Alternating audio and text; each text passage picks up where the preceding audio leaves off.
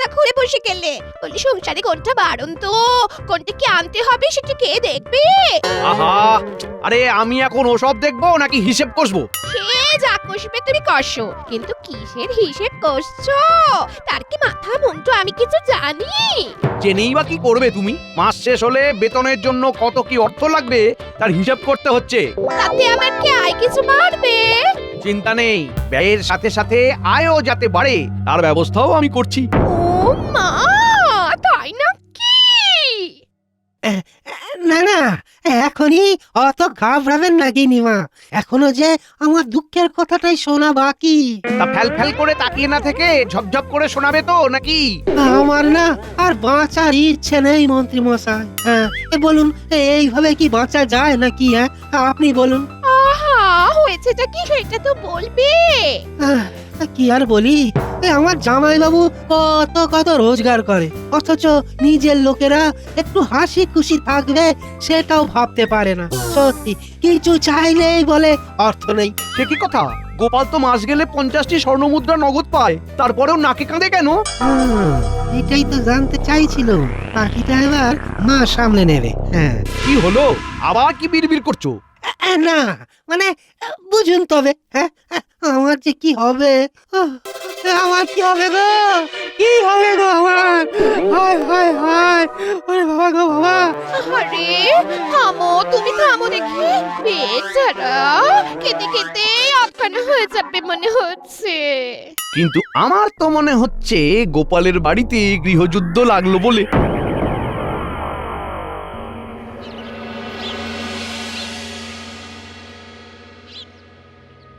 দেখ দেখ দেখ, তোর ভাইয়ের কি অবস্থা হয়েছে দেখ। আহারে, ছেলেটার মুখের দিকে তাকানো যায় না গো।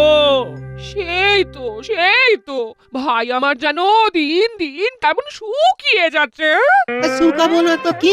হ্যাঁ, জামাইবাবু তো মনে মনে তেমনই ভেবে রেখেছে। হ্যাঁ, ছি ছি ছি ছি ছি ছি ছি ছি, শুনতেও লজ্জা। ওর মতোই তো অর্থ উপার্জন করে বাকি সভাসদেরা, তবু সবাই কেমন রসে বসে আছে, কিন্তু তোর জামাই বাবুরই অভাব যেন কাটে না। মনে হচ্ছে আমাকে নিয়েই জোর আলোচনা চলছে। আলোচনা নয়, বলো সমালোচনা। হ্যাঁ, সে কি? কেন গো, কি এমন করলাম আমি? কিছু করলে তবে তো বাঁচতাম, কিন্তু তোমার হাত দিয়ে তো কিছুই গলে না। ওই, আর সবাই তো কেমন এটা ওটা সেটা করছে, শুধু তোমারই খালি নাকে কান্না থামে না। হ্যাঁ, আমার মতো বাজে খরচ তো আর বাকিদের নেই, তাই তারা সবটা সামলে নিতে পারে, আমি পারি না। বলি আর কত রকম ভাবে আমার মা ভাইকে অপমান করবে তুমি। তুমি তো ঠিক মতো ভাবনা চিন্তা করে খরচ করো না। হ্যাঁ, সেই জন্যই তো বলি, মাসের বেতন প্রতি মাসে প্রথমেই গিন্নির হাতে দিয়ে দেবে, তাহলে কিভাবে কি খরচ করে কোথায় কত টাকা জমানো যায় আমার মেয়ে দেখিয়ে দেবে। হ্যাঁ, ভালোই বুঝতে পারছি। এদের হাতে বেতনের সবটা জমা হলে কিছুই আর বেঁচে থাকবে না, তাই আমাকে অন্য ব্যবস্থা করতে হবে।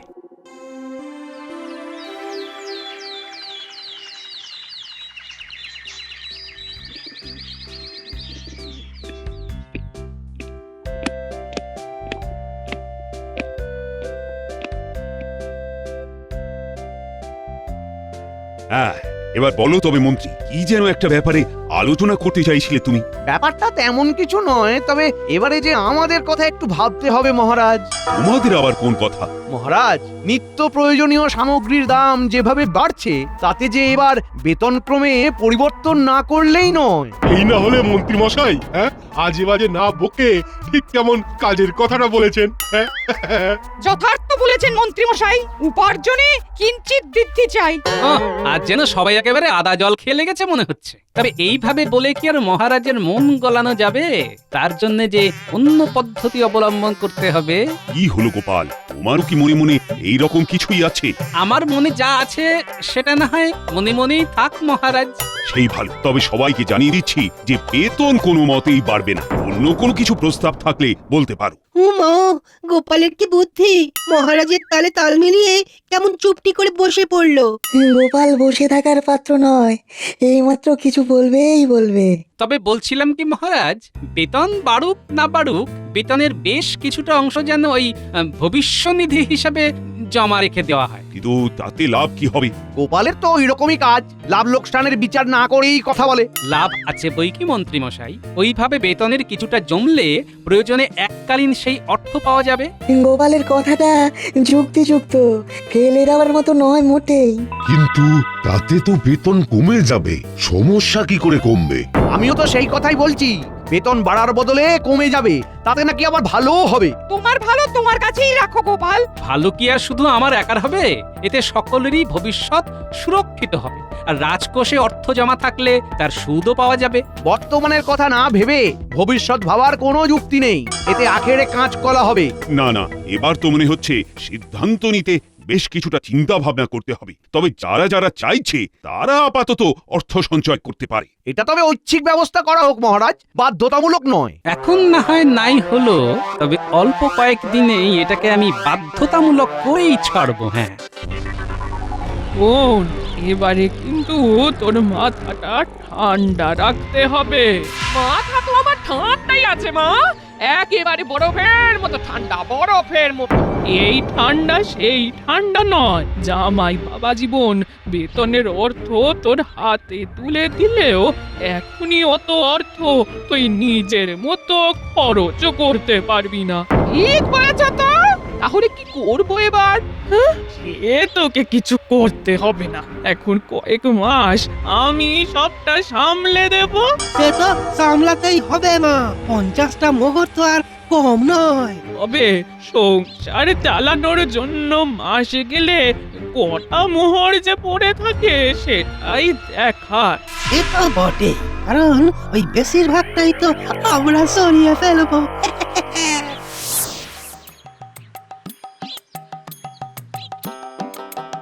এই নাও গিন্নি, তোমার সংসার এবার তুমি সামলা। ও মা, এইসব মোহর আমার? তবে নয় তো কি, হ্যাঁ, বেতনের অর্থ তোমার হাতে তুলে দিলাম, এবার আমি ঝাড়া হাত পা, দায়ও নেই দায়িত্বও নেই। কয়েকদিন পরে দেখবে মোহরও নেই, সবটাই আমরা মায়ের ছেলেতে সরিয়ে নেব।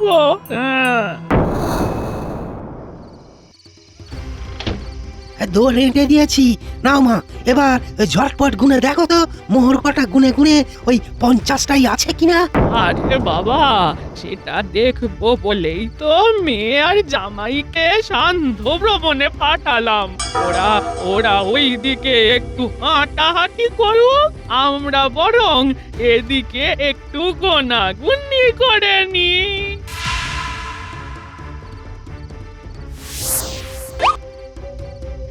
কি গুনে তো দেখছি 40টা মোহর আছে। কিন্তু তা কি করে হয়? হিসেব মতো তো 50টা মোহর থাকার কথা। তবে 10টা মোহর কম পড়ছে কেন? বুঝতে হবে ব্যাপারটা, বুঝতে হবে। মোহর কি আর এমনি এমনি কমে গেল? হ্যাঁ, তাহলে এবার কি হবে? না না না না, ঘাবড়ালে চলবে না। যাই হোক না কেন, আমরা আমাদের মতো অর্থ সরিয়ে ফেলার পর যা থাকবে তাই দিয়েই সংসার চলবে। না হলে আবার কি? না হলে আবার কি? লোকজনের কাছে ধার চাইতে হবে। গোপালের নামে ধার চাইলে গোপালের মান সম্মান বাড়বে না নিশ্চয়।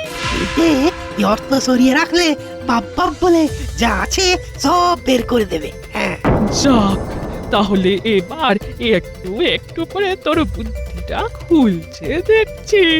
এবার শুধু বুদ্ধি নয় গো, দেখবে আমার হাতও কেমন খুলবে।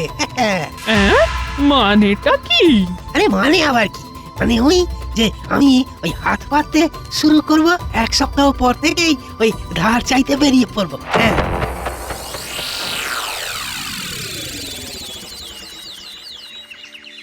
আজ থেকেই তাহলে একেবারে জোর কদমে লেগে পড়তে হবে। ধার চাইতে গেলে কোনো ওই বাজ বিচার করলে চলবে না। আরে বাস, এ তো দেখছি মেঘ না চাইতেই জল। কার কাছে ধার চাই? হ্যাঁ, ভাবতে না ভাবতেই একেবারে 3 মক্কেলের দেখা পাই। ব্যাপার কি ভাই, আমাদের কাছে কি চাই? আহা, ও কি বলেছে যে ওর কিছু চাই? খামোখা আগে থেকে কেন চাপ দাও ওকে? না না, এই কথাটা রাজকবি মশাই খুব একটা ভুল বলেননি গো। চাই তো বটেই, আর সেটা এখনই চাই। তা কি চাওয়ার কথা বলছো তুমি? অন্ন নাকি বাসস্থান?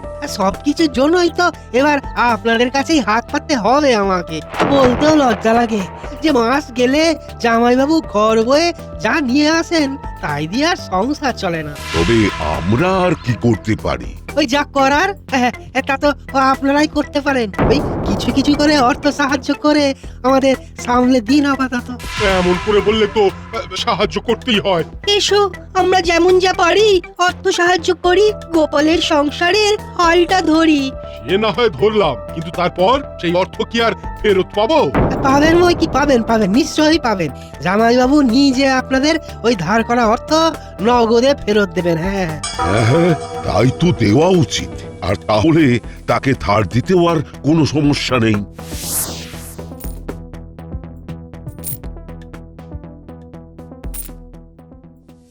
তবে বাপু, ওই দেখো, তোমার উপর ভরসা করেই মোহরগুলো দিলাম। তুমি আবার ওই ভরসা করে দিও না জানো। হ্যাঁ, কি যে বলেন রাজ সেনাপতি মশাই। হ্যাঁ, ওই আমার উপর ভরসা না থাকলেও ওই আপনাদের গোপাল ভাঁড়ের ওপর তো আছে। হ্যাঁ, এরপরে বাকি কাজ তো সেই করবে। তাতেই তো খেলা জমবে। যেমন যা দেওয়ার তা তো দিলাম, এবার তবে এলাম। সভাসদদের থেকে যেমন যা সংগ্রহ করে ফেললাম, এবার ওই সাধারণ মানুষদের মধ্যেও ধার চাওয়ার ব্যাপারটা ছড়িয়ে দিতে হবে। হ্যাঁ, যাই যাই, ওখান থেকেই শুরু করি। হ্যাঁ, বলো কি গো, গোপাল দাদার এমন অবস্থা? আমাদের কি কিছু করতেই হবে? যতটুকু অর্থ সাহায্য করার করি, তারপরে তো বলছে গোপাল দাদা একটু সামলে গেলেই শোধ করে দেবে। হ্যাঁ, তোমাদের এই সাহায্যের কথা কখনো ভুলবো না গো, কখনো ভুলবো না। একদম ভেবো না, গোপাল দাদা সব শোধ করে দেবে, বুঝলে? আর যদি না করে তবে মহারাজ তো আছেনই, তার কাছে গিয়ে তোমরা অভিযোগ করবে, তবে তো আর গোপাল দাদা তোমাদের ঠকাতে পারবে না। হ্যাঁ, আমি এখন আসি, কেমন? হ্যাঁ।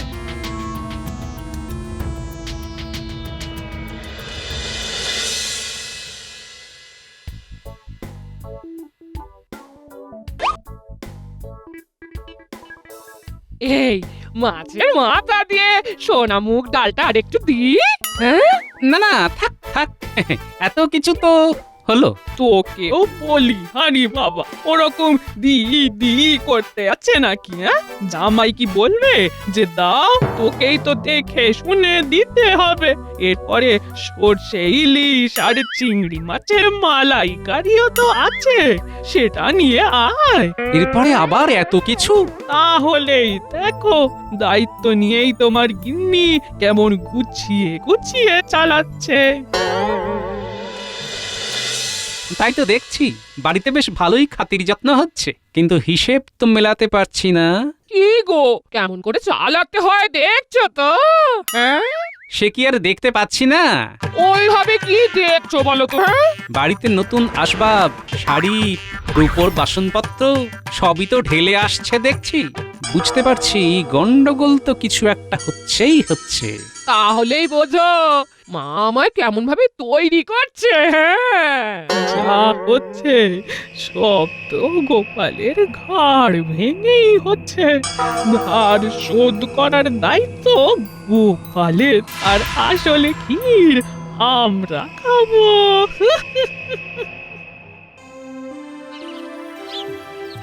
গোপাল কোথায় গেল? তাকে তো দেখছি না। এই তো মহারাজ, গোপালের নাম নিতে না নিতেই গোপাল হাজির। তাই তো, তা ব্যাপার কি গোপাল? তোমার শরীরে যেন আলাদাই একটা জিল্লা দিচ্ছে। কি যে বলেন মহারাজ। এই তো এবারে এই ব্যাপারটাকেই কাজে লাগাতে হবে। কি হলো মন্ত্রী, কিছু বলবে নাকি? কি আর বলবো মহারাজ, তবু জানতে চাইছেন যখন তখন বলি। শুধু শরীরে নয়, খবর আছে গোপালের ঘর গেরস্থের উন্নতি হচ্ছে। সে কি আর এমনি হচ্ছে? হ্যাঁ হ্যাঁ, অবশ্য তার জন্য গলা অবধি ধার করতে হয়েছে গোপালকে। তাতে আর কি। ধার? কার ধার? কিসের ধার? যেন আকাশ থেকে পড়ছো, ধার নিয়ে ভুলে গেলে নাকি? ও মা, ভুললে কি করে হবে ভাই? তোমার শ্যালক তোমার অসুবিধার কথা বলে অর্থ সাহায্য চাইলো, তাই তো দিলাম সবাই। আর কি সাক্ষী চাই? আমার কাছে তো সব লেখা আছে। গোপাল শ্যালককে দিয়ে কবে কার কাছ থেকে কত পরিমাণ অর্থ নিয়েছে সবটাই খোঁজ নিয়ে জেনেছি আমি। লোকজন সবাই সবটা জানে, শুধু ওই তাগাদাটাই দিচ্ছে না, এই যা। এইসব আমি কি শুনছি গোপাল? তুমি নাকি ধার করেছো, তাও আবার শ্যালককে দিয়ে? বুঝতে পারছি আমাকে বেশ পরিকল্পনা করেই জালে ফেলা হয়েছে, তবে এটাও বুঝতে পারছি যে যেভাবেই হোক এই জাল আমাকেই কাটতে হবে।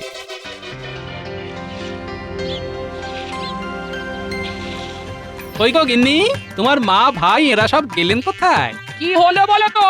এই বাইরে থেকে ফিরেই চেঁচিয়ে চেঁচিয়ে যে বাড়ি মাথায় তুলে ফেললে, হ্যাঁ? যাদেরকে মাথায় তুলে রাখার কথা তাদের জন্য তো তেমন কিছু করতে পারিনি, তাই এই যত সামান্য উপহার সামগ্রী নিয়ে এসেছি। তুমি আমাদের জন্য কিছু এনেছো বাবা? কিন্তু এই সবের আবার কি দরকার ছিল?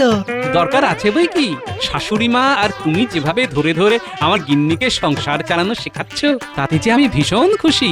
এই উপহার তাই তোমাদের জন্য। কই কই কই, দেখি দেখি দেখি, কি এনেছো দেখি। মা, এ কি? এটা আবার তোমার কেমন রসিকতা? বলি, এই এই এত ছোট চাদর কি গায়ে দেওয়া যায় নাকি? অবশ্যই যায়। তাই আবার হয় নাকি? তাই যদি না হয়, মানে তোমরা যদি এই চাদর দিয়ে পুরো দেহ না ঢাকতে পারো, তবে যে আমার নামে ধার করা অর্থ তোমাদেরই শোধ করতে হবে। হ্যাঁ, এ আবার কেমন আজ্ঞা শুনি?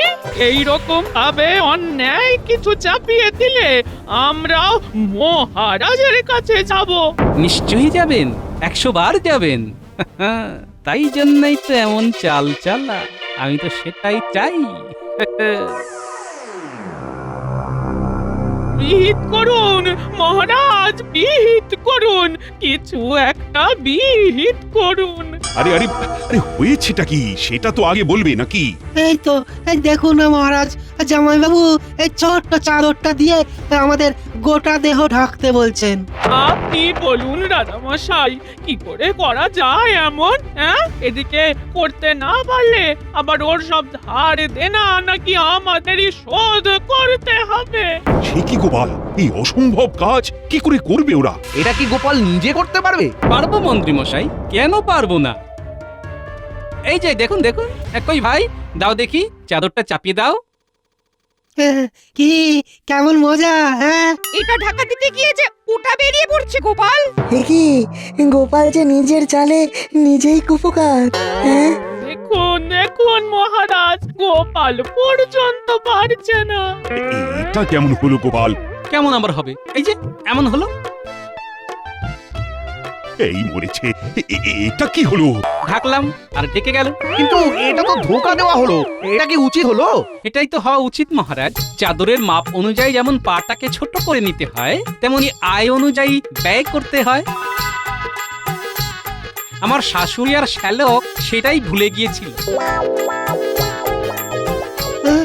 বোঝো কাণ্ড, কিভাবে কি মিলিয়ে দিল গো? তবে সেই ভুলের জন্য ধারের অর্থ এখন আমার শাশুড়ি আর শ্যালককেই শোধ দিতে হবে। আমাদের পক্ষে এটা সম্ভব নয়। আমাদের কি আয় আছে যে আমরা শোধ করব? হ্যাঁ, ও মা গো, তার মানে শুধু গোপালের অর্থে বসে বসে খাবো আর ঘোঁট পাকাবো? রাজসভার বাইরে পাওনাদারদের গাদা ভিড়, আপনি নিজের চোখেই দেখবেন। চলুন মহারাজ। তাই নাকি? চলো চলো দেখি দেখি। ওই তো মহারাজ এসেছেন। সবাই একসাথে বলো তাহলে, গোপাল ধার করা অর্থ দিচ্ছে না। আমাদের অর্থ ফেরত দিতে হবে। না হলে মহারাজ আপনাকেই একটা ব্যবস্থা নিতে হবে। অনেকের কাছ থেকেই তো অর্থ সংগ্রহ করেছে মনে হচ্ছে। আমি বা এত অর্থ কোথায় পাবো মহারাজ, আপনিই বলুন। তাহলে কি করি? মান বাঁচাতে আমাকে তো এবার রাজ্য ছেড়েই চলে যেতে হয় দেখছি। গোপাল তাহলে পালাবে বলছে? ও তাহলে গোপালের সংসারের কি হবে? এমন কিছু হতে পারে ভেবেই তো ভবিষ্যনিধির কথা ভেবেছিলাম। আপদে বিপদে ওই সঞ্চয় কাজে লাগবে। তবে তো সঞ্চয়টা সরকারিভাবেই হওয়া দরকার। না না, এমন যার বুদ্ধি তাকে কাজছাড়া করতে পারবো না। তাই ধার করা অর্থ যদি শোধ করতে না পারে তাহলে রাজ্য ছাড়তে হলে ছাড়বে গোপালের শাশুড়ি আর শ্যালক। আমি বেশ বুঝতে পারছি যে এই কাজটা ওরাই নিজেদের স্বার্থ সিদ্ধির জন্য করেছে। কিন্তু ওই ধার করা অর্থ কি আর সবটা আমাদের কাছে আছে মহারাজ? আপনি আর একবার ভেবে দেখুন মহারাজ। যা ভাবার ভাবা হয়ে গেছে। যেমন যা বললাম তেমন না হলে এইভাবে ধার দেনা জালিয়াতি দায়ে তোমাদের আজীবন জেলের ঘানি টানতে হবে। আমাদের ক্ষমা করে দিন মহারাজ, এমনটা আর হবে না। তা বললে তো এখন আর চলবে না। না না না না না, তাহলে তাহলে ওই জেলে যাওয়ার থেকে আমাদের চলে যাওয়াই ভালো। এই ছিল তবে আমাদের কপালে।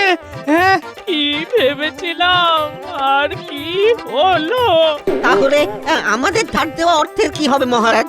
আমাদের কথাটাও একটু ভাবুন মহারাজ। সেটা না হয় গোপালের শাশুড়ির জমি জায়গা বাজেয়াপ্ত করে কিছু একটা ব্যবস্থা করতে হবে। হ্যাঁ, সেই ভালো। তবে যাই হোক, এই যাত্রায় তো ধারের জন্য ঘাট থেকে বোঝা নামলো।